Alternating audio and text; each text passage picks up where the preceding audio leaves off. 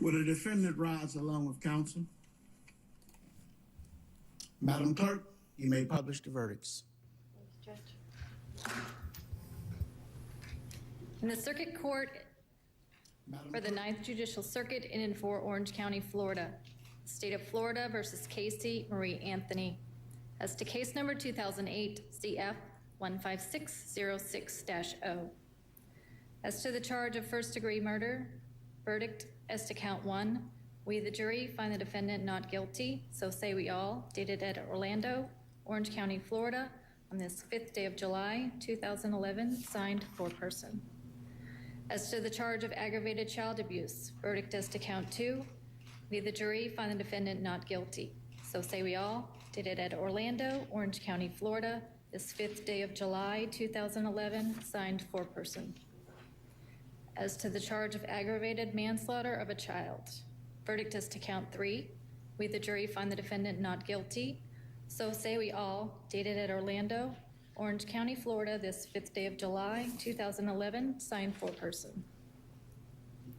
As to the charge of providing false information to a law enforcement officer, verdict as to count 4.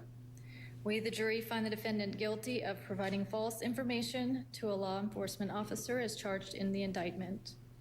So say we all, dated Orlando, Orange County, Florida, this 5th day of July, 2011, signed foreperson. As to the charge of providing false information to a law enforcement officer, verdict as to count 5. We, the jury, find the defendant guilty of providing false information to a law enforcement officer as charged in the indictment. So say we all, dated Orlando, Orange County, Florida, this 5th day of July, 2011, signed foreperson. As to the charge of providing false information to a law enforcement officer, verdict as to count 6. We, the jury, find the defendant We, the jury, find the defendant guilty of providing false information to a law enforcement officer as charged in the indictment. So say we all, dated Orlando, Orange County, Florida, this 5th day of July, 2011, signed foreperson. As to the charge of providing false information to a law enforcement officer, verdict is to count 7. We, the jury, find the defendant guilty of providing false information to a law enforcement officer as charged in the indictment. So say we all, dated Orlando, Orange County, Florida, this 5th day of July, 2011, signed foreperson. Madam Clerk, you may poll the jury. Yes. Juror number 1, were these your true and correct verdicts? Pardon? Juror number 1, were these your true and correct verdicts? Not guilty. Were they all your true and correct verdicts? Yes. Juror number 2, were these your true and correct verdicts? Yes. Juror number 3, were these your true and correct verdicts? Yes. Juror number 4, were these your true and correct verdicts? Yes. Juror number 5, were these your true and correct verdicts? Yes. Juror number 6, were these your true and correct verdicts? Yes. Juror number 7, were these your true and correct verdicts? Yes. Juror number 8, were these your true and correct verdicts? Yes. Juror number 9, were these your true and correct verdicts? Yes. Juror number 10, were these your true and correct verdicts? Yes. Juror number 11, were these your true and correct verdicts? Yes. And juror number 12, were these your true and correct verdicts? Yes. Thank you. Okay. Will counsel and the defendant approach the podium? Not all the counsel, but just representative sample.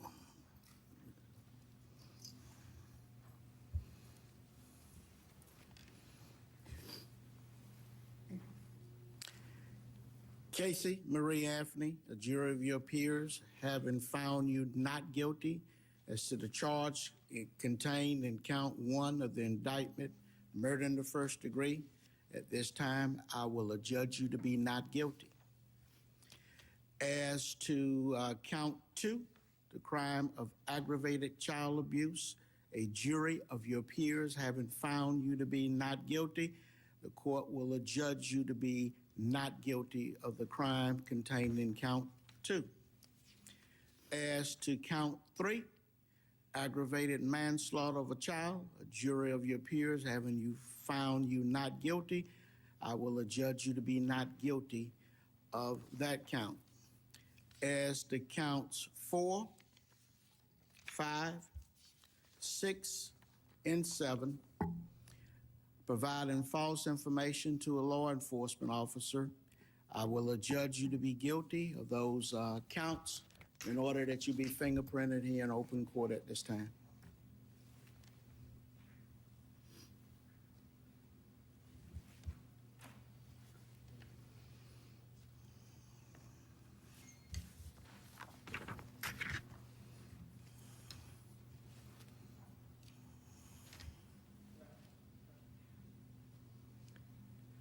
It has to be in open court.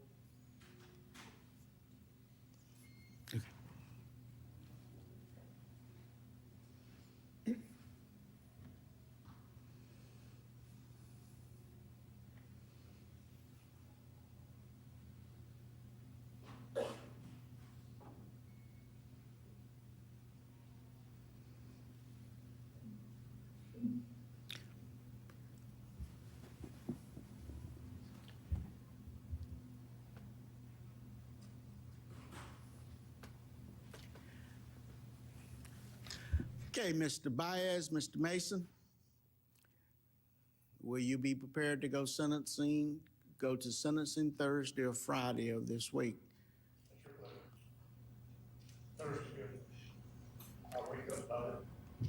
Okay, then we'll set sentencing Thursday at 9 a.m. in this courtroom. Okay, are there any other matters that we need to take up at this time? Nothing from the state, Your Honor. Ladies and gentlemen of the jury, on behalf of the citizens of the Ninth Judicial Circuit, I would like to express my sincere thanks and appreciation for your service as jurors. You are all residents of Pinellas County, Florida, and we came over there, met with you, questioned you, and took you away from your families for a very extended period of time. And for that, I say thank you. As I told you when I first spoke with you, in talking about jury service, that one of the most important obligations of citizenship, in my opinion, was service on a jury. I told you it was very important that if we believed in that constitutional provision that provides a right to trial by jury, that it was important for people to serve no matter what that sacrifice would be. As you can tell by some of the questions that some folks answered, a lot of people did not want to serve. You knew it would be a hardship, and you were candid with the attorneys. You answered all their questions, and you served. And for that, we thank you. I would also wish to advise you of some very special privileges enjoyed by jurors. No juror can ever be required to talk about the discussions that occurred in the jury room except by court order. For many centuries, our society has relied upon juries for consideration of difficult cases. We have recognized for hundreds of years that a jury's deliberations, discussions, and vote shall remain their private affairs as long as they wish it. Therefore, the law gives you a unique privilege not to speak about your jury work. Although you are at liberty to speak with anyone about your deliberations, you are also at liberty to refuse to speak to anyone. A request to discuss either your verdict or your deliberations may come from those who are simply curious or from those who might seek to find fault with you. From the media, from attorneys, or elsewhere, it will be up to you to decide whether to preserve your privacy as jurors. Again, thank you. You're hereby discharged, and I will see you shortly back in the jury room. Thank you.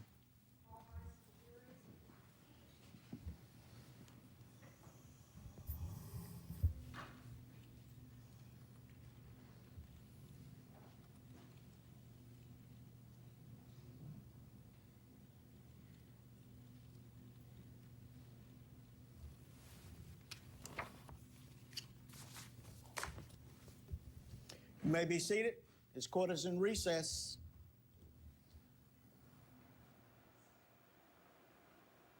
And there you see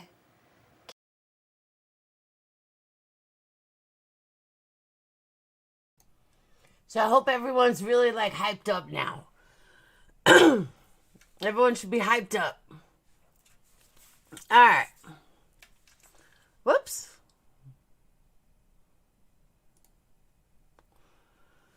All right, what's up, everyone? Well, that part's over. Yeah, the whole live's over, Nini. So, welcome, everyone. Let me say hi. It's not that many people, so I can get everyone in. What's up, Sweet Melissa? What's up, Nini? Lady Liv. Happy, happy, happy.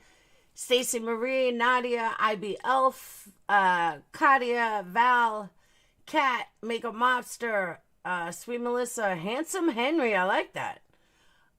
Tori, Nini again, Hummingbird, November Rain, Denny Lenny, Ziggy Stardust.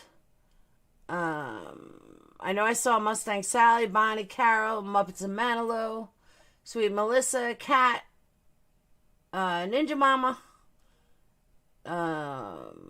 Hounds, Greg, Robin,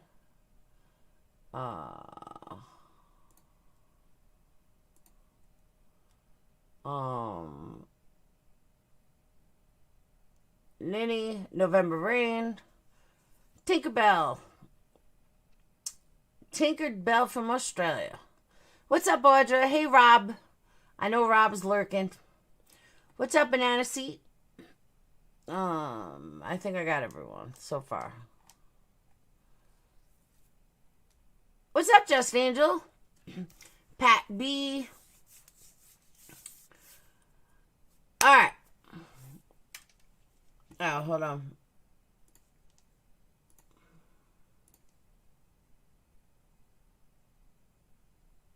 All right. So the reason why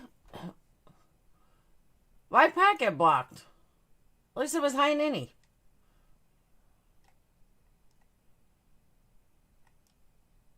You see, boss, what happened? I'm assuming it was an accident.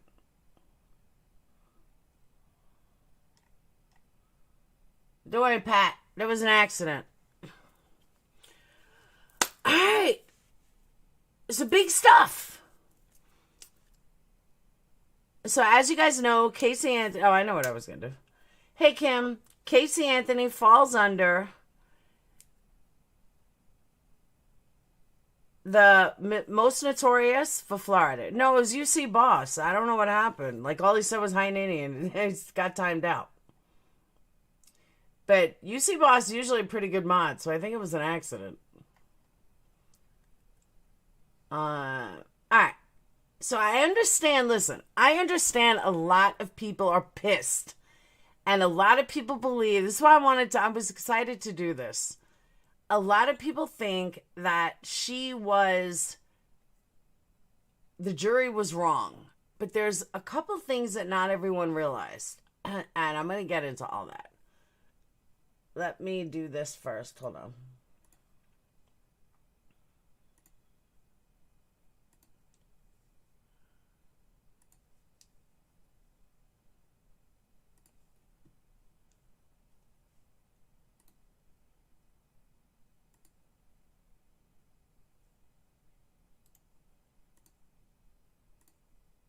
All right.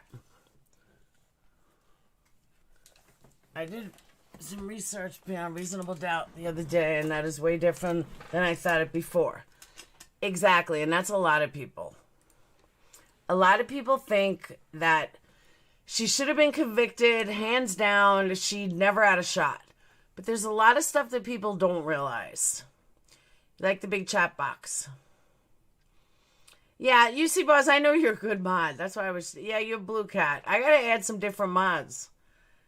Some of the mods are the same, but so I gotta, add some new ones. I don't want other Patreons to feel like they don't get blue. Alright.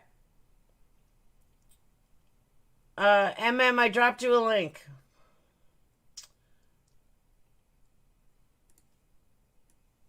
Alright. So, just in case anyone was living under a rock, Casey Anthony murder case was that Casey Anthony was charged with killing her 2-year-old. Haylin was charged with killing her 2-year-old daughter, Kaylee Marie Anthony. Kaylee was born on August 9th of 2005 and was last seen on June 16th of 2008 in Orlando, Florida. It's almost surreal that it was that long ago because it doesn't even seem like it was that long ago, but it was. And that's just kind of weird. So, most of us believe that she did it. I don't think there's any question in our minds that she did it. I think everybody believes she did it. Even though a jury thought otherwise. So let's go and take a look at the factors. I spent a lot of time doing this. Let's take a look at the factors and the different because there's a lot of different factors in this case that made it to what it is. That made it to what it is. So people think, some people in the press and some people thought she was a narcissist. Others thought she had a personality disorder other than narcissism. Was she histrionic? Was she a psychopath? Nobody really knew because she was just like, everyone knew she killed her. Hey, Vincina. So before anyone runs with, I'm not diagnosing anybody. This is just my opinion, my disclaimer. I may say something wrong. I may get a name wrong. I may pronounce something wrong. It is what it is. So you just have to deal with it. But let's take a look at the state's case. I would honestly say that if you want, you can take mine now. I promise I don't mind because I can't drop links with my phone. That's okay, Bonnie. I can add more. So let's take a look at the state's case and why her outcome was what it was. We gotta say we have. Thanks, Nadia. And thank you for the donation before. What's the best kind of nation? A donation. All right. In our century, or our decade of the 2000s, Casey Anthony is probably one of the most talked about and will always be talked about. You know, it's also weird because not only was OJ acquitted, she was acquitted.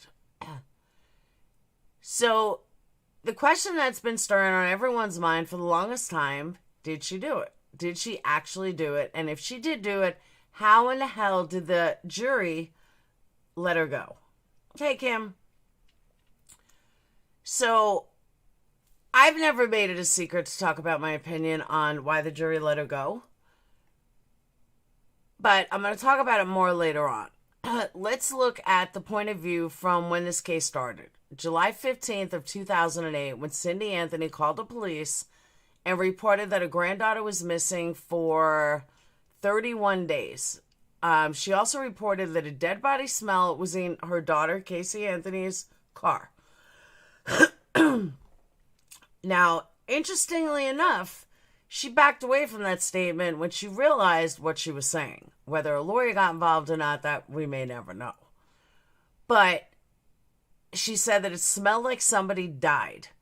Now, it is a figure of speech that could, hey, Marianne, could have been for really anybody. What's up, the boss? Could have been for like anybody.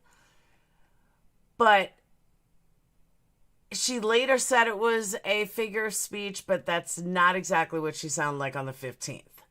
Now, Casey Anthony was interviewed by police about Kaylee's disappearance. Hang on one second. Let me pull something up.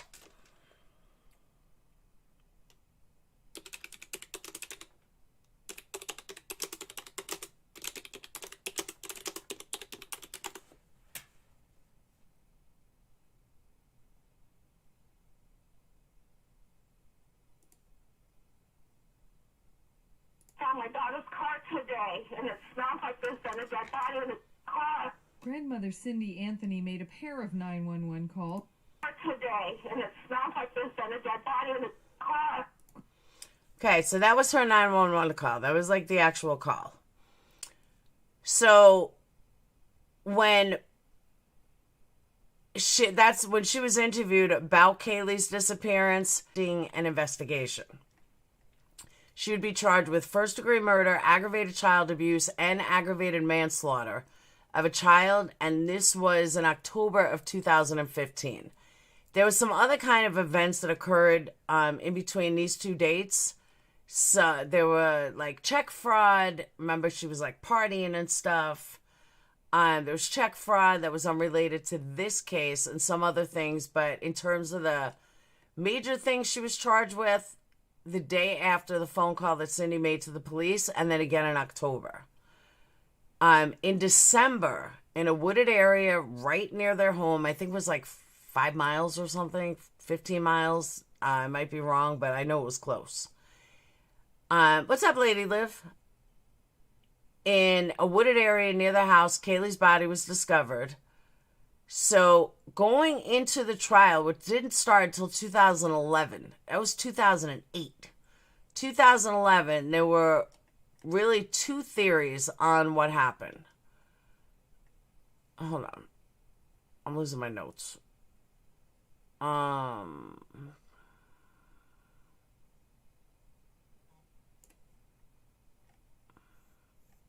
Okay. Two theories. So you had the state side. State side was that Casey Anthony brought chloroform, used it on Kaylee, and then suffocated her, and that's how she died. On the defense side, they said that it was an accidental drowning, and that's what they were sticking with.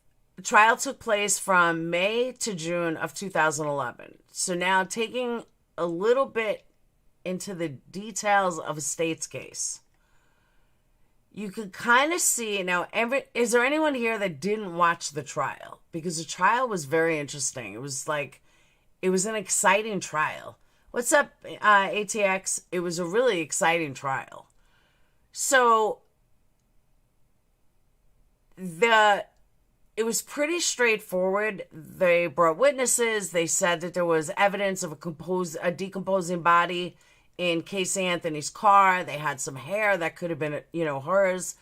They were pretty convinced that it belonged to Kaylee, but they couldn't really establish that for sure. They looked at the skeletal remains, Kaylee, and said it looked like murder. Now, in all honesty, you can't say something looks like murder. That's dumb.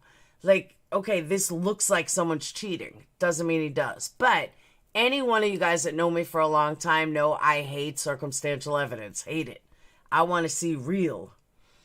Poor hummingbird. I want to see real.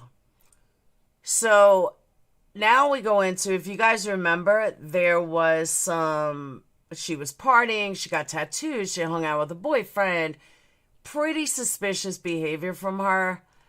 And all this, like, Casey Anthony herself, like, just weird. A lot of behavior, it seems suspicious, given the circumstances that she was on, the party and everything.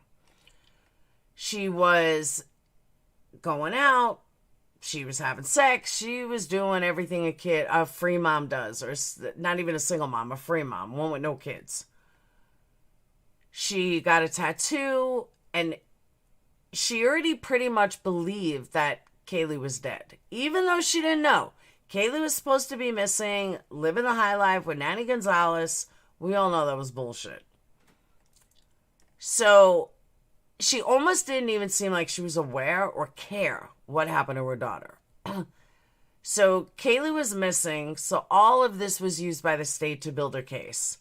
They also used some evidence that they thought they had for a time, which was a search for the chloroform online that was allegedly performed by Casey Anthony and allegedly occurred 84 times she searched the term. Now, how many of you believe or remember that part of the case sticking out with you? That she searched it 84 times. Everyone kind of remembers that. That it was like 84 times. But what came out in trial was that there was a software error. And the search was only made one time. So they kind of lost a lot of steam on that because I totally remember Kentucky chaos. If you don't know what we're doing, then don't put your mouth in it. So maybe you need a timeout to think about it. Okay. When you're done with your timeout, you can come back. Now I just lost my notes. Okay. So there was only one time that it was actually happened. And hold on. Alright, yeah, it was a software error, only made one time, so they lost that. They were really pushing the chloroform, and I remember them pushing the chloroform a lot. So that angle kind of went to shit. So then a medical examiner reported the death was undetermined means, which the state used, but that really wasn't a strong point for them. And they had some evidence that a blanket that was at the scene of, that was wrapped up in Kaylee was, matched the bedding at the house and stuff. So that, they say, was motive enough, which of course is very important to convince a jury that somebody committed a crime. The motive that they came up with was that Kaylee interfered with the party and lifestyle of Casey. That's what Nancy Grace used. That's what everybody used. And I mean, like, the things that stick out at you the most, that's one of the things that stick out at you the most. So Anthony and said that, she couldn't spend enough time with her boyfriend because Kaylee was moving over to, she wasn't getting enough time with her boyfriend. And Kaylee was always bugging her. She was always moving around, so on and so forth. So now the defense brings up the idea that George Anthony sexually abused her. How they even got away with that, I still don't know. I honestly do not know. Wouldn't you consider it murder due to the fact the skull was duct tape? There's an interesting point about the duct tape, though. Hey, Woodward, I remember you. I remember all my making a murderer of people. I don't think I forgot you guys. But to think that they had George Anthony, they had a juror convinced that George Anthony sexually abused Kaylee and Casey and engaged in other bad behavior. But interesting, there was no real evidence of this. But it's still a major component in this case. And honestly, it's probably one of the things that are still debated, but I guess to her it was worth it. She got out of jail. She may not speak to her parents anymore, but she got out of jail. Now, why the defense was even able to bring that in is for any making a murder of people in here. That's why Wisconsin and other states have Denny motions. So shit like that can't happen. But that's the exact reason why Denny motions are in place. You can't just come up with something and say he did it for absolutely no reason and absolutely no way to do it. You can't do it.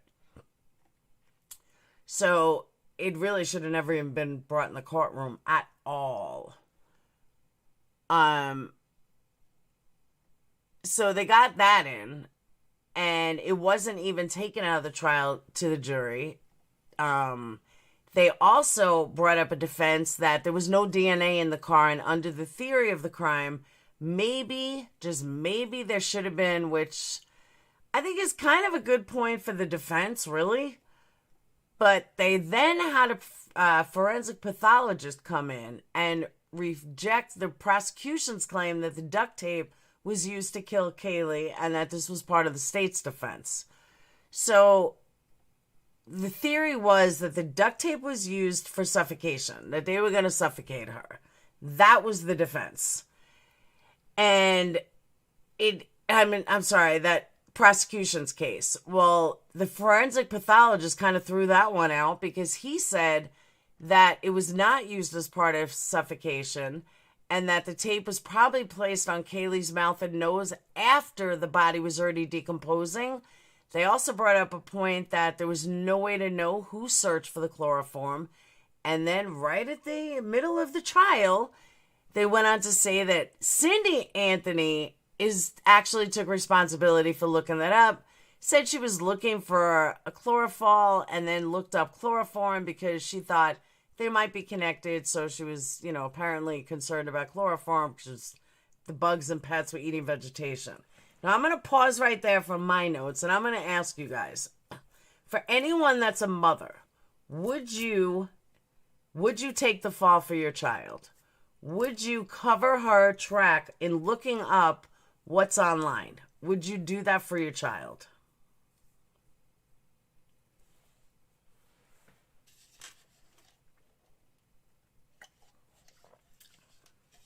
That's what I want to know. Who would do that for their child? No, no, no. No, hell no. Nope, nope. No, I would not. No, I would not. Come on, nobody says yes.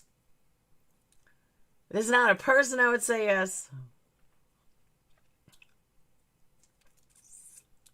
Damn, you guys are tough. I don't know, I might. Kelly, that's honest. No way? Thank you, Ninja Mama. Thank you. That's still my grandbaby. True. But it's a granddaughter too. I know that. But at this point, you can't bring back the granddaughter. She was the only daughter. She was their only child. Would I cover for my child? Probably. Would I help put my child in jail? No, I wouldn't. I honestly believe I would probably cover for her. I don't mean cover for her like, yeah, she was with me. I don't mean like that. I mean cover for her like, oh, that was me looking it up. It's a lie? Maybe. Oh, she does it? I thought, after I said it, I thought maybe she had a brother. That's why I said I may get a fact wrong. Nobody shoot me for it. But I do. I kind of think that I would say, yeah, it was mine. I know I have a Patreon that, she's a quiet Patreon, but I have a Patreon that went to jail for her son and spent a couple of years in jail for him because she figured that he's got a rap already. She doesn't. She's never done drugs. She's never got caught with drugs. And she took the rap for him. She did 3 years in jail for it. And hey, Sean, I absolutely would do it. I would absolutely do it. I would be like, hell yeah. I would take the rap for my kid. But she also didn't think that she would actually do it. Dad put up his life savings for a defense cost, 6 figures. Just muddy the water. Exactly. That's gay. Come on, A. Woodward. I draw the line at hurting innocent children. But remember, the mom didn't convince herself that she wouldn't do it. This is one of those things that you don't know for sure. I agree with you. Kind of like that Richardson case. I fully believe that mama knew what her daughter had done. Question, would you let your mother take your self-blame? I don't know. It's an interesting question.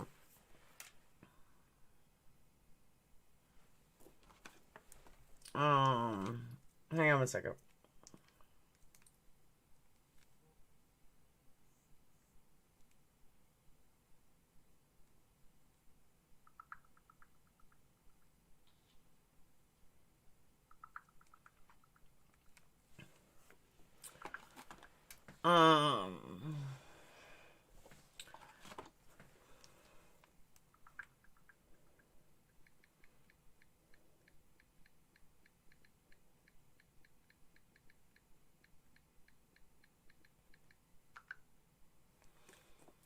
Hey, Jackie!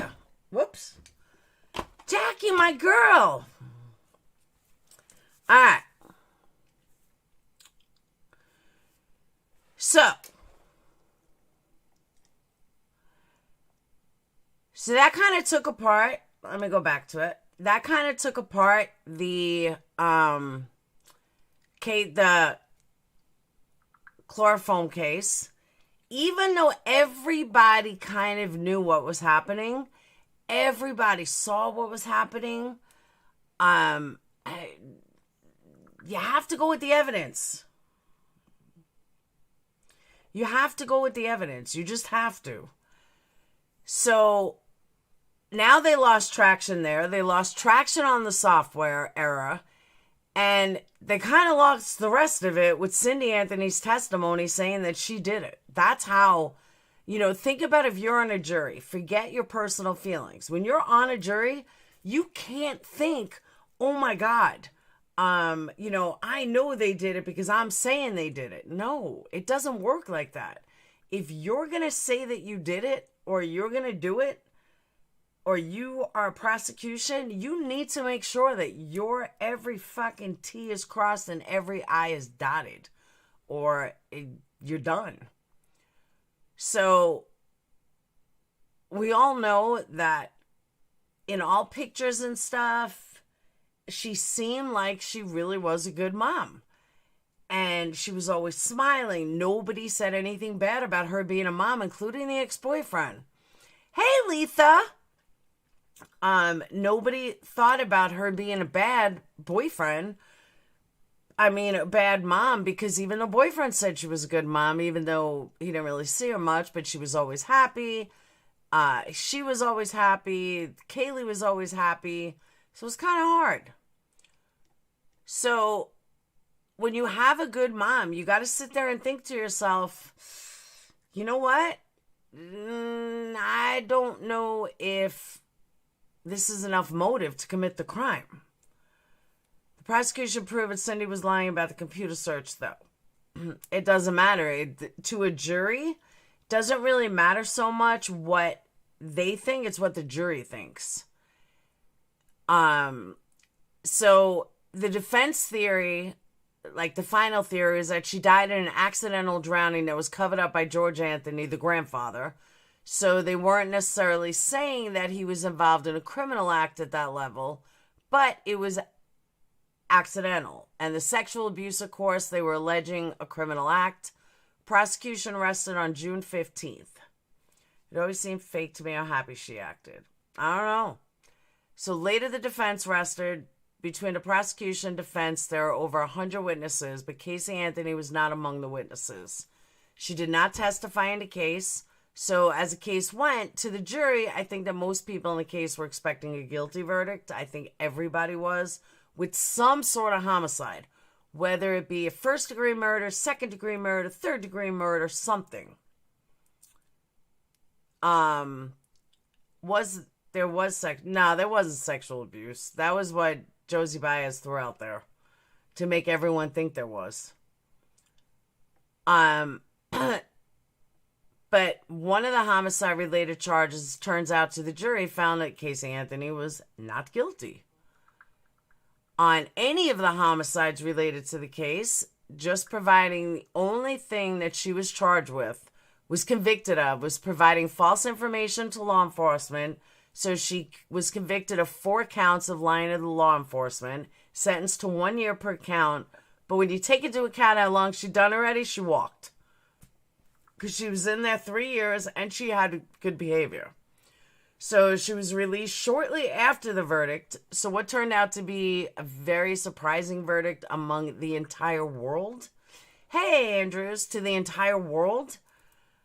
Was it? She got out. She turned out to be innocent of guilty of murder, or not guilty of murder, later on as well. 2 of the 4 convictions with lying, law enforcement overturned, as well as she was...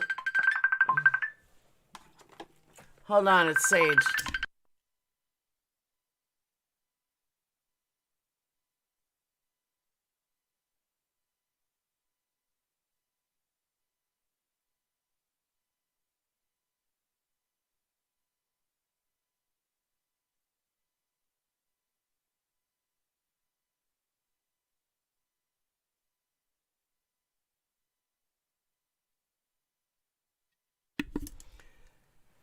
raised a teenage girl before.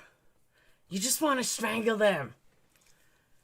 Now that they're partying and they're out with their friends and they're driving and stressful.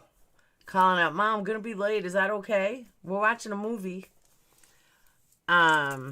Kids, I tell you, I'm telling you, I'm not surviving her teenage years. I'm not.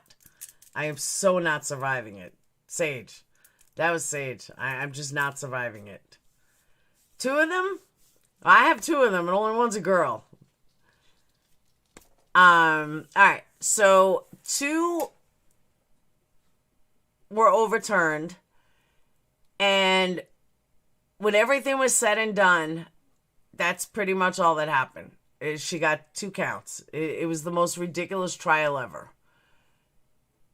But you have to think to yourself, did she commit this crime or not? Now, what's interesting, what played a big part of it, is that the different perspectives, so that the judge in the case actually believed the state did prove its case, and he was pretty sure that Casey Anthony was going to be found guilty on some form of homicide. What's up, GB? On some form of homicide. So even the judge was really surprised when, of course, she didn't happen like that. Saw the medical examiner believed the jury really rejected scientific evidence. She believed that it was clear the body was hidden because it had been put in 2 plastic bags and put in canvas, and then thrown behind a rotting log. So she argued that there was no proof of an accidental death and that she felt like the jury didn't really get that right. Like, she just didn't. She feels that if you look at the detectives that talked to Casey Anthony, he thought that she was so nonchalant, and most people in that situation would have been frantic about a missing child. But at the same time, and I put this in my notes, at the exact same time, you have to think to yourself, oh, Nadia, I thought you had 5 boys and 2 girls. Maybe I was wrong. I thought you had 7 kids. That when you put yourself in that situation and you really think about it, most people would have been frantic. However, can you really say that you would have been frantic? I'm just kidding, Just Angel. Like, could you think about that? Could you really say it? That you would be frantic? Maybe everybody handles death differently. I know I would be. But not everyone is me. Not everyone's going to go berserk. My kids are 10 minutes late without calling and I go berserk. Not every parent is like that. So you just never know. Now, when it was all over, I don't think the state proved that case either, at all. She had aspirations of she was going to be a personal trainer. So, he just found her behavior to be very inconsistent with what was going on. And you got to be skeptical of law enforcement when, and make statements like this, because it seems like this is what they find a lot of the time. Like, you rarely hear about a detective interviewing somebody. And I'm saying, well, yeah, they acted completely normally in terms of their behavior. They always seem suspicious. People like that, kind of how they're trained and they point out what to believe.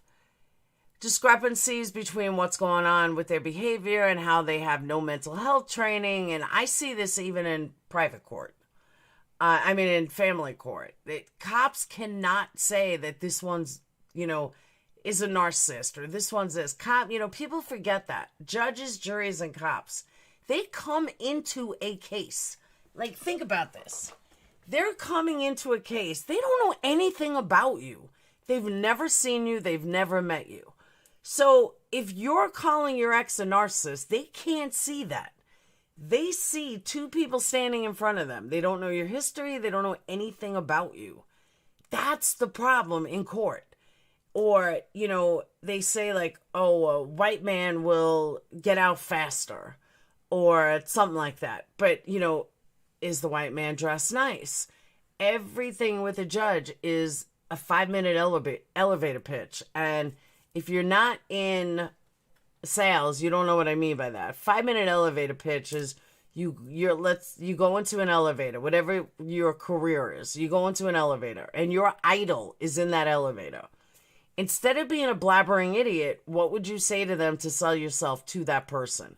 That's what a 5-minute elevator pitch is. And that's exactly what a judge sees. Think about how long court is. 5 minutes? 10 minutes? Even in a traffic ticket. You got an elevator pitch to make sure that judge judges you correctly and make sure that he likes you. Same thing with a job interview. You got one shot to get that job. And that played a big part of this. Casey Anthony looks well. She's a young girl. She's pretty. She didn't look like a loser. You could tell her parents. She was well raised. She had, 5 minutes. And that's also why a lot of people, this is another point I want to bring up, that a lot of people think that you walk into a courtroom and you're supposed to show emotion and you're supposed to be all emotional. You're not. The way George Anthony took that stand is exactly how you're supposed to be on a stand, motionless. Because the theory is you do not want a jury you don't want to misrepresent your emotions by having a jury say, hey, you know what? Busted. I don't like the way they looked. I don't like the way they did this. I don't like the way they did that. Once you have that, you're done. Like, once a jury says, nah, he crossed his legs twice. She moved. She looked at me. She gave me a side eye. That's what you don't want. That's a surefire way to have a jury lose, which is also why they don't want you taking a stand. There's a reason why they say don't incriminate yourself by taking a stand. 9 out of 10 times, a jury will find you guilty if you take that stand, no matter what you see. And that's why a lot of people lose. To the ones asking is on here. I started out watching Harlow do her part mini, and then she talks about something else. I can't remember what that was, but it was here too. What do you mean? Body language, exactly. Kat, it is a double-edged sword. It definitely is a double-edged sword. But I don't know how many of you have ever been in a trial of any size, whether it be family court, traffic court. When you sit on that stand, it is the most nerve-wracking feeling in the world. Like in traffic court, you don't have to go on the stand. But, here you're in court. The time that I was convicted of going for 30 days, I'm sitting in court. I'm on the stand. I have 4 lawyers in the audience. I guess the audience, in the seats, whatever.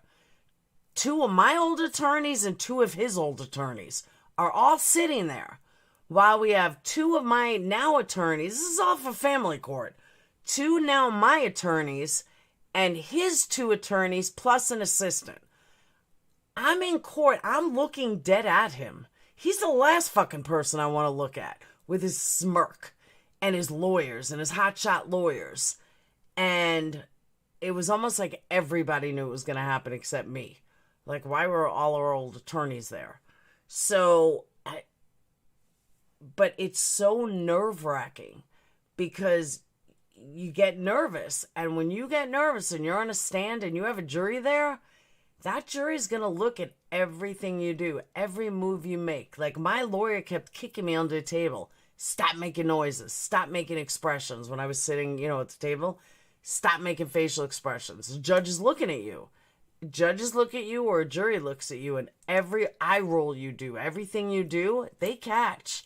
And they will judge you on that. So I'm like way off topic, but not really. But that was way longer explanation. Must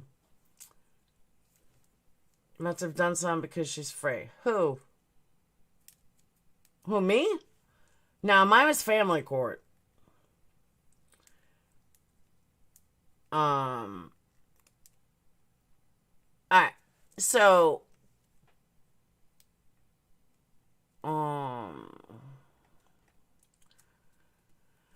But what's interesting, though, in terms of like value of evidence, every single thing that they thought was big turned out not to be big. That's why they lost the case. Of course, Jose Baez figures that he won the case because he's just so cool, and that she won the case because she's a very loving mom. And what happened was that because her daughter went missing, she kind of, shut down and then fabricated the story, just won. Like, she's just the mom trying to cover up and, not that big of a deal. So Casey Anthony's version of events and believe that sexual abuse and other factors kind of led to Casey Anthony not being capable of handling the information about her daughter being missing, and that this all led to problems lying to police. So they're saying, because she was molested as a child, and, all these things happen when you get molested as a child. So you may be tendency to lie a lot. You may disconnect from things. You may feel like, this isn't that big of a deal, because that's what happens in sexual abuse cases. That was his absolute only defense that he could have come up with. And more power to him that he was able to do it. Not everyone could do it. Most states, you wouldn't be able to do it because there's no proof. She never went to a doctor for it. She never said anything about it. I loved Nancy Grace when this case was on, but she killed it later on. So you have to ask yourself, though, what did the jurors think when you're doing a case like this, any high-profile case? I mean, it's huge. You have the power to believe this or not believe it. So in Casey Anthony, because the jurors were in interviews after the trial, indicated that the state just didn't produce enough. They also said that they didn't produce enough evidence, how, when, who, where Kaylee died. And this was really important to the state's case, though, because they had a specific theory on a crime, and the jury was really saying that the state failed. Now, it's interesting because they also found out that George Anthony found him to be suspicious, like they didn't like him. A witness said, of course, this kind of played into the defense's theory of, how the crime and a number of people have blamed the jurors in this case. But if you look at the evidence, and I've been saying this since 2013, when you really look at the evidence, they didn't even appear to agonize over the decision. They weren't looking for evidence here and evaluating it carefully. They did believe that Casey Anthony did it. They just didn't believe the state proved that case beyond a reasonable doubt. So in one sense, you could say that it, was a lot of blaming on the jurors, but the defense perhaps blamed the prosecution for not bringing a stronger case of course, with this acquittal. Now, I want to say this, though, and I've said this from the beginning. One of the things that I said this with Making a Murderer. One of the biggest factors in our lifetime is the fact that we have the ability to have a jury trial. We have the ability to be judged by our peers. That is our constitutional right. That is a right that when they made the laws, that's what they wanted. But it's so important that it's done correctly. 30,000 innocent people are in jail right now due to the Reed technique, due to false coercion, because of the Reed technique, so many different factors. And people get blamed for shit they didn't do all the time, or they get thrown in jail, or it could be race, color, anything. But that's because so many people, jurors are no different than you or I. It's me or you are jurors. The fact, though, is that you can't base a verdict on your opinion. That's not what a good jury does. A real good jury will base it on the facts alone. What sends somebody to prison? You have to have evidence that they actually committed the crime. If they didn't commit the crime, or there's not enough evidence, you can't just say somebody else did it. But too often, too many times, whatever way you want to put it, you have a case that seems so logical that they did it. It's so obvious that they did it. But the evidence doesn't back it up. You can't convict them. And far too many times it happens. They will convict an innocent person because of circumstantial evidence. They have to, if a state does not prove their case, you have to let them go. You don't have a choice. And in this case, the state did not prove their case. I've been screaming this from rooftops for a long time. They have to prove their case. Laura called. Casey wanted to put Kaylee up for adoption, but Cindy wasn't having it. And at the same time, that's the other thing that I never understood. Just give her to your daughter. Just give her. I mean, to your mom. Like, your mom would have taken her. No problem. Just give her to your mom. I never understood that, ever. So, with prosecution not bringing for a stronger case, it had to be acquitted.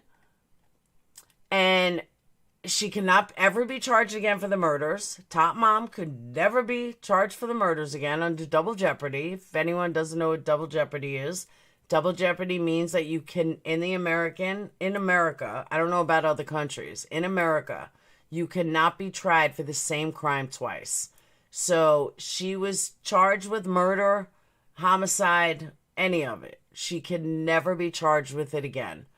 Anyone that doesn't live in the United States, is that like that other places? Do you guys have those laws other places, or is it just an American thing?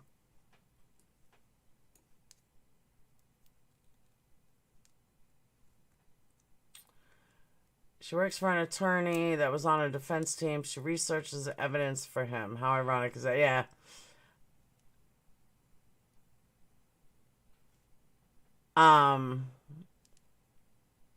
They do have it other places. I was always wondering that.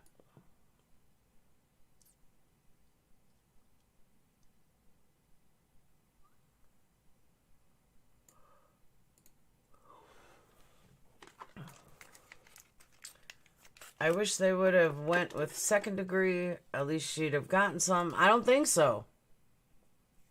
They changed double jeopardy in the UK and Canada. And you can be tried again. Oh, can you? Exactly, Pretty in Pink. Exactly right. And that's crazy.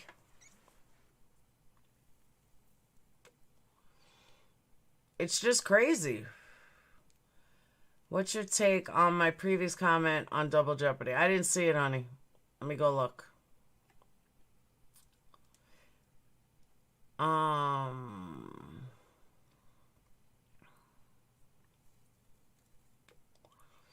I would like to see double jeopardy be done away with if there's absolute evidence found proving guilt. But what's absolute evidence?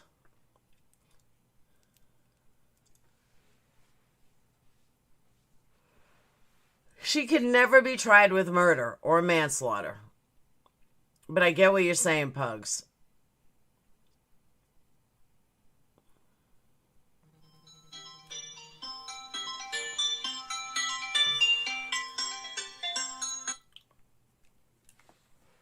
Someone calling me from Texas.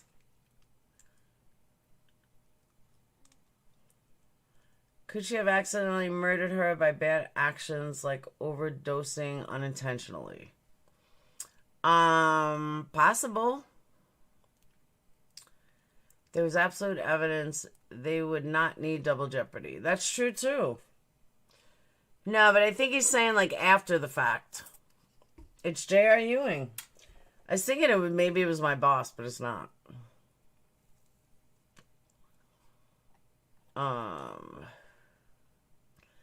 Isn't this the case of the infamous Zanny Nanny? Yes, Katia. After the cigarette, I'll go back to my facts. Zanny the Nanny Xanax. Yeah, I heard that recently. Someone else said that. So yeah, double jeopardy. She can't be tried for the same crime. So with that acquittal, the case is over and can never be brought back. So the judge, the medical examiner, the defense attorney, a detective, as well as the jurors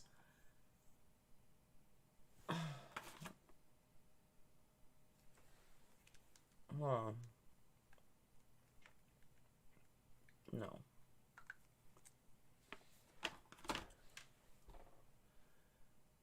As well as the jurors,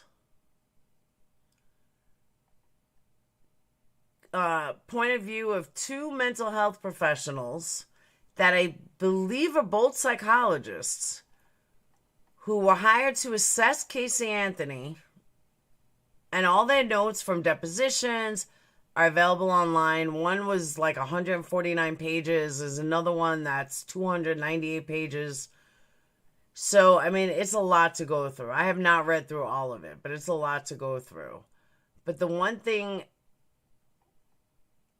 that they say is that one of the mental health clinicians, whatever, I can't even think of it. I'm not even going to say it.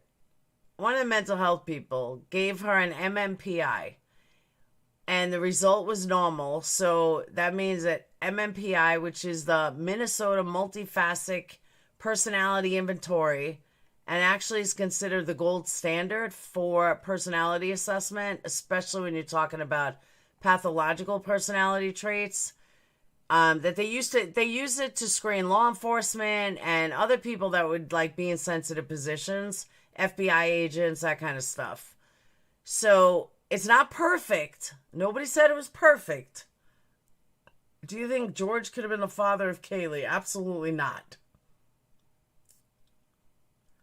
Why are they so odd about Kaylee being their baby? Because that was their only grandchild.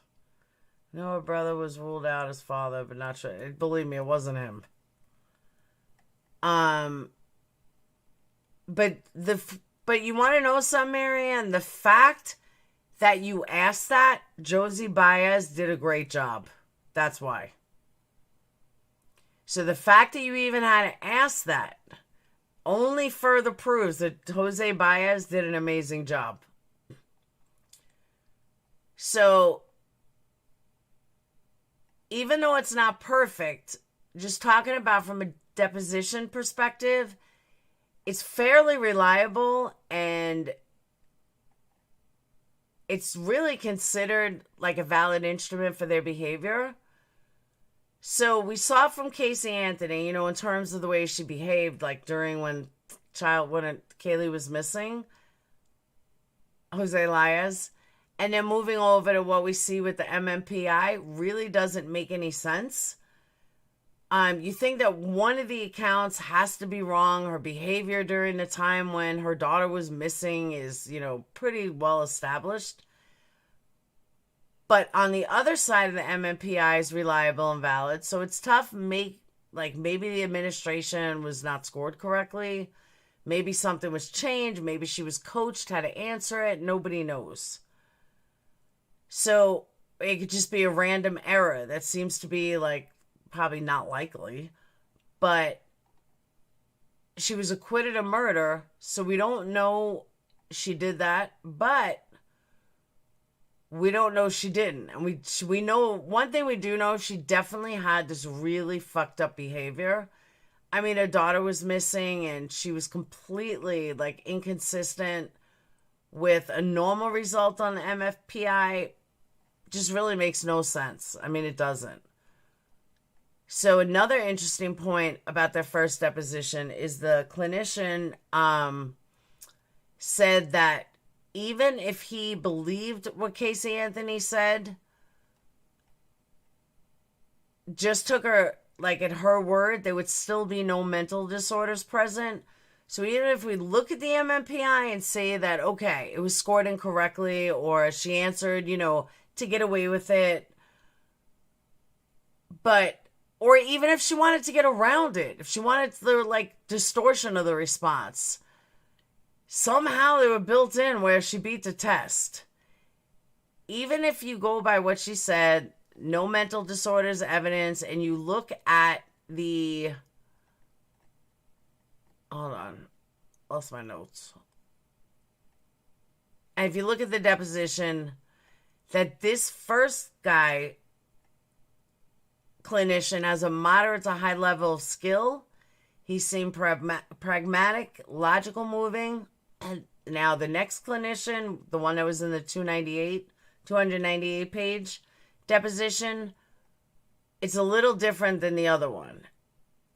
His style has like a psychodynamic approach, which isn't usually based on, you know, what's earned, but his thought was very popular. He seemed more likely defense mechanisms like Freud, denial, suppression, to explain why Casey Anthony behaved in such a weird way when a daughter was missing. Almost unexpected. And if you look at it, he sees like a small to moderate to high level of skill, but somebody who's very attached to like the psychodynamic theory. But that gets into a whole new, if you don't understand psychology, it gets to a whole new realm. So they're saying that she really didn't have evidence of a mental disorder either. At least nothing going on what we know as a mental disorder. So you can't really cure something that doesn't exist. And there was nothing unusual about Casey Anthony, in addition to finding no evidence of a mental disorder. Said there was no psychopathy at work, there was no sociopathy at work, and only a normal level of narcissism for her age, which is really dependent on how you look at it. They say that all teenagers are narcissists. They say that all girls are narcissists, even though like 75% of men are narcissists over women. And just her behavior was immature. But it goes on to say, it goes on, and it just seems very highly contradictory that someone could kill their daughter and they don't really have enough. Thank you, Jackie. They really don't have enough to base it on. Who was, how old? She was 20-something, I believe. I believe she was 20-something.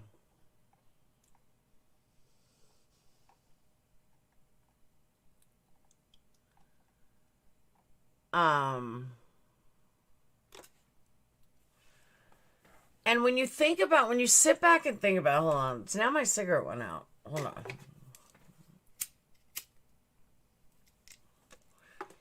When you sit back and think about, there's no evidence. You know, you want there to be evidence, but there's just no evidence in the case. There's not. There's no video recording of her doing the murder. There's nothing that we can look at. And everything you say, like, all their scientific evidence turned out to be bullshit. There wasn't scientific evidence. Paternity was not established. No, paternity was never established. But if you really sat back and looked at her interviews, you really see a lot. I know someone brought it up before about OJ. You really see a lot of parallels of OJ and her, because most people think OJ's guilty, even though OJ was acquitted. So it's kind of unusual to think, like, as a parallel, if somebody was really not guilty, they really didn't do it, they wouldn't look at O.J. Simpson and say, oh yeah, you know that case is similar, right? Something else that we see is that she was talking about a case that she was working on because apparently she lives with and works, with the lead, not the lawyer, the lead investigator for a defense team.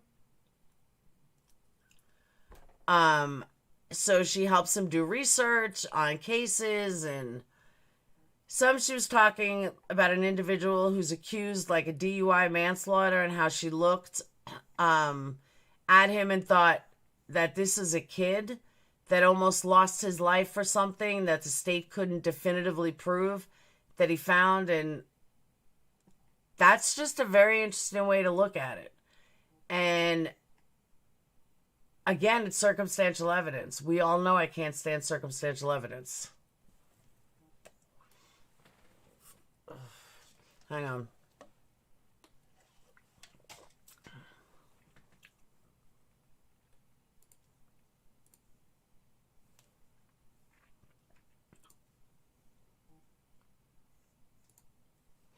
All right.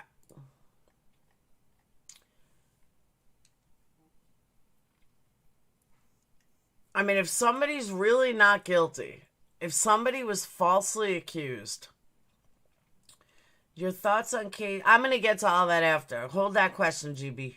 I just want to finish all my notes.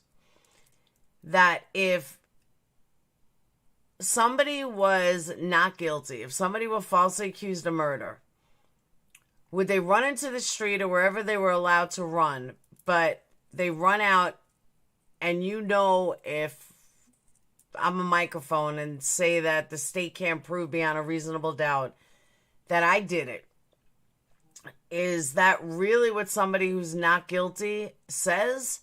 Or did they say, I didn't do it, this is a travesty of justice, a miscarriage of justice, this is unfair, this is system working against me?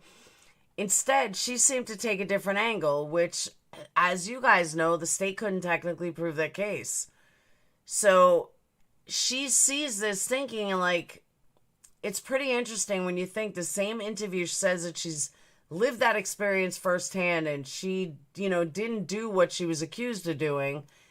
It just seems unusual, given the severity of the crime or what she was accused of, and facing potentially the death penalty.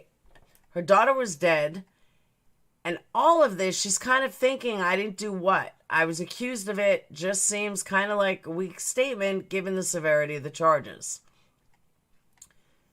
So if they weren't true at all, and she was falsely accused, her response doesn't match what you would think it should match, because she's not saying what she's supposed to be saying. Now, people do react differently depending on the stress that they're under. That's a fact.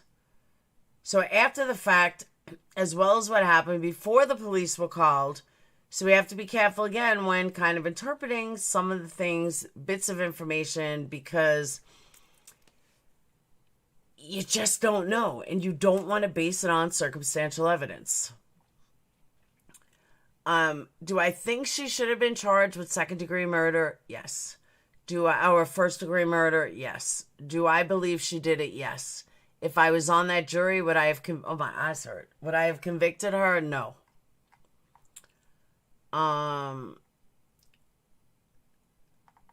Is it possible she was telling the truth? Is it possible that she died of an accidental drowning? Now, here's the thing. I don't remember, and correct me if I'm wrong, I don't remember a prosecution or a defense showing any evidence of water in her lungs. Does anyone remember that? Because I don't remember that. Perry Mason would have convicted. A lot of people convict on circumstantial. I personally just don't believe in it. I've never believed in it.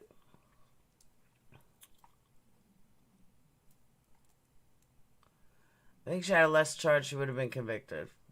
I don't think so.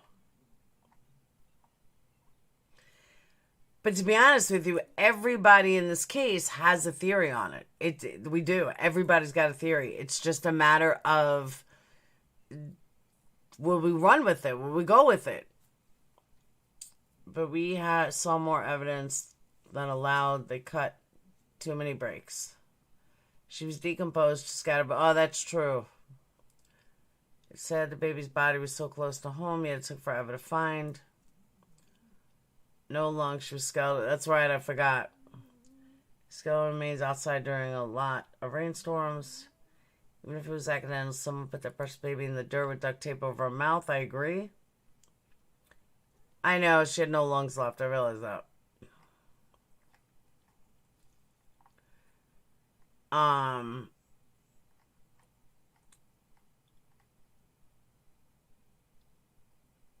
But again, and I'll say it again, I do strongly believe that the prosecution did not prove their case, and the jury did exactly what the jury was supposed to do. Any way you slice it, it's exactly what they were supposed to do. Now I have a question, though. Is there anyone in here that believes that she is innocent? I want to know if there's anyone in here that thinks that she didn't do it.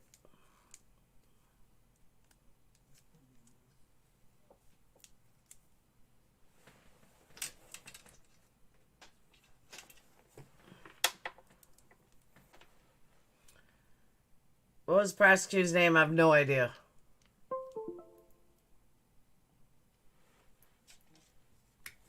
Come on, there's got to be somebody. There's 100 of you guys. There's got to be somebody that doesn't believe he did it. Doesn't believe she did it.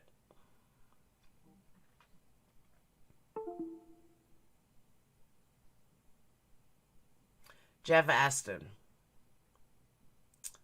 Guilty as the day is long. I think her death was accidental, but she did the rest.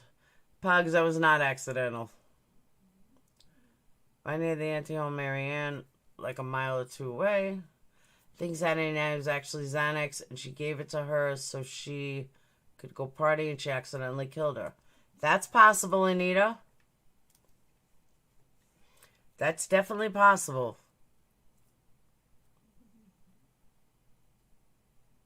Ashton was a prosecutor. She did it 1,000,000,000%.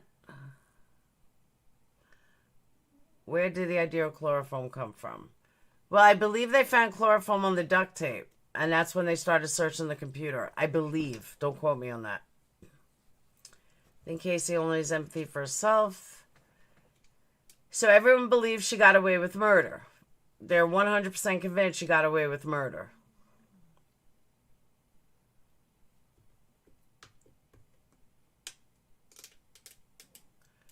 Swampy area right down the road from the family home.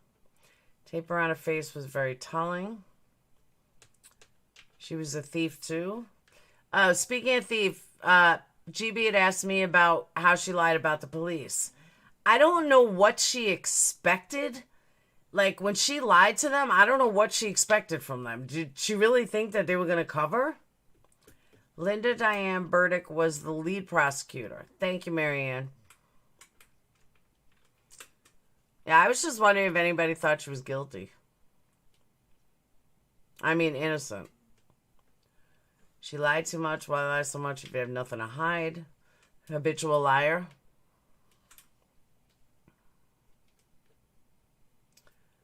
It was hospital. We had kids come to the ER. His moms had given their Benadryl, cough syrup, gravel, something else to make them sleep, even alcohol. My kids always slept.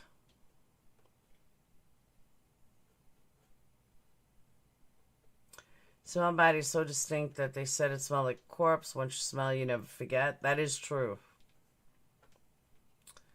Actually guilty is charged, so just put no instead of that last word.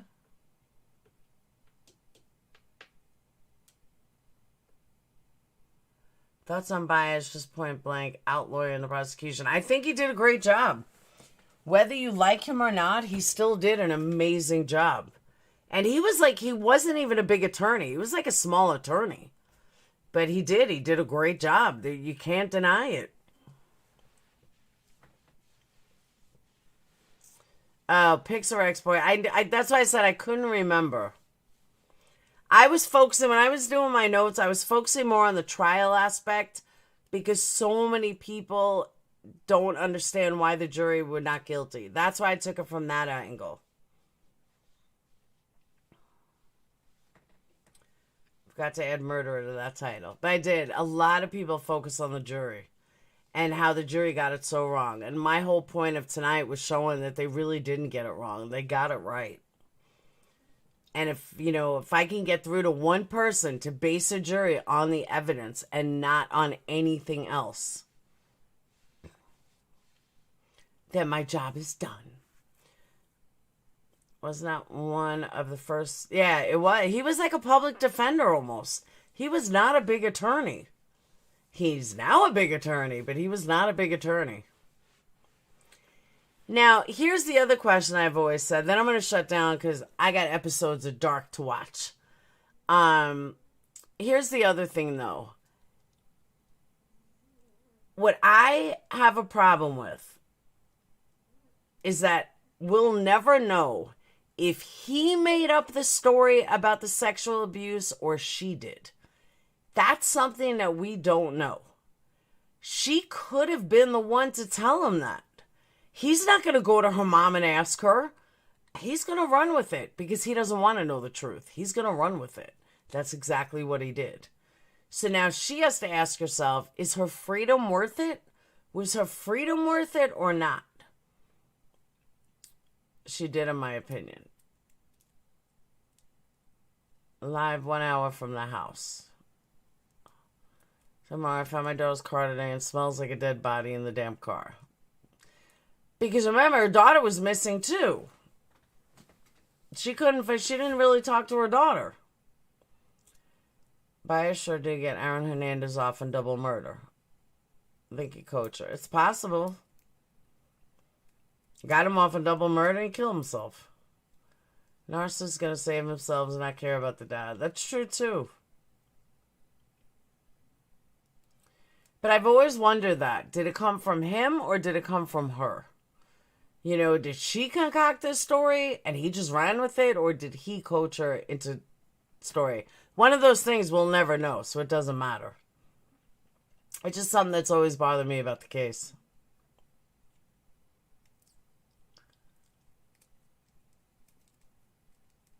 I wonder if she even thinks of the child. Probably not. I remember hearing she wants to have another child. I did hear that. But she's still living in Florida. I think I gave it away. I set the whole thing up for everyone to believe she did it. Sadly, it didn't stick or got turned around. Why take him 3 days to go pick up car? I don't know. I think he asked her if she was sexually abused and she ran with it. That's possible. Yeah, I would not want to be a man to have a kid with her. But she was, as a matter of fact, she was in her early 20s when she did it. She was young. That essay was so out of left field. I know. It was weird. But it's one of those things. So, I am going to shut down. Like I said, I got tons of episodes of Dark to watch. If you have not watched Dark on Netflix, you want to watch it. It is the best series Netflix has ever put out. And we're on season 3. The final season. Wasn't Scott Peterson convicted on... Yeah, a lot of people are convicted on circumstantial evidence. I just don't believe in it. I will never, ever, ever convince... Nobody could ever convince me of circumstantial evidence. I don't care what it is. Even coming... That's true, Bebop. They can. Absolutely can. So, alright. I am shutting down. Dark is... I can't even explain it. It's just the best series on Netflix. I got this thing I was going to do for members. I got this thing called Netflix Party. And you're supposed to be able to stream Netflix, but my Netflix doesn't have a thing on it. It's supposed to be able to go to the video and be able to air it. And I was going to do it for members, but you can't. It's weird. So, hope you guys enjoyed it. Tomorrow night is...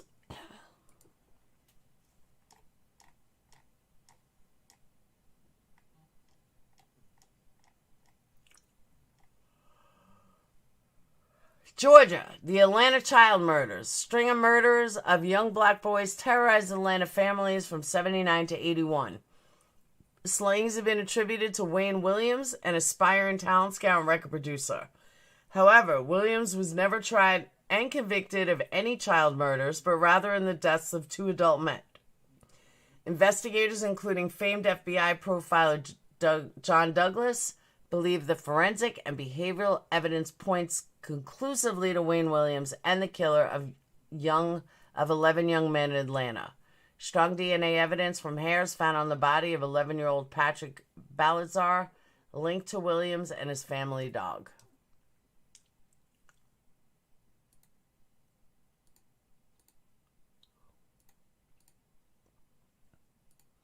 Where'd you guys go? I lost you guys. From the show on Netflix, Mindhunter. Nah, Mindhunter's not as good. Dark to me is the best show on Netflix ever. I'll miss you doing these when we are done. I'll do others.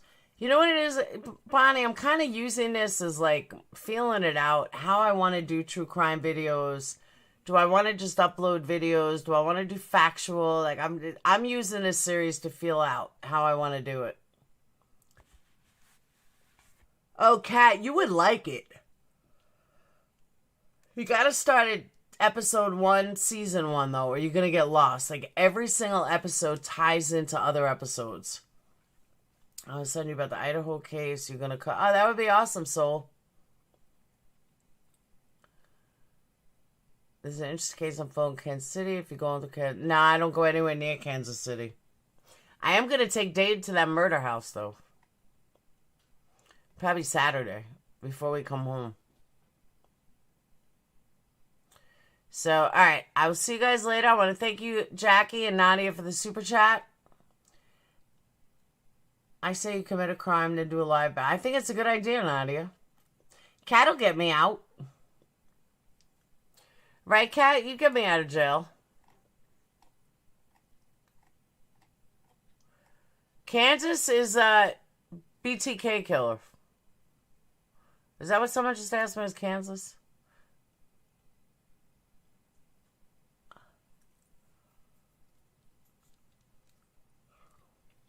I'll put money on your books. Thanks, Kat.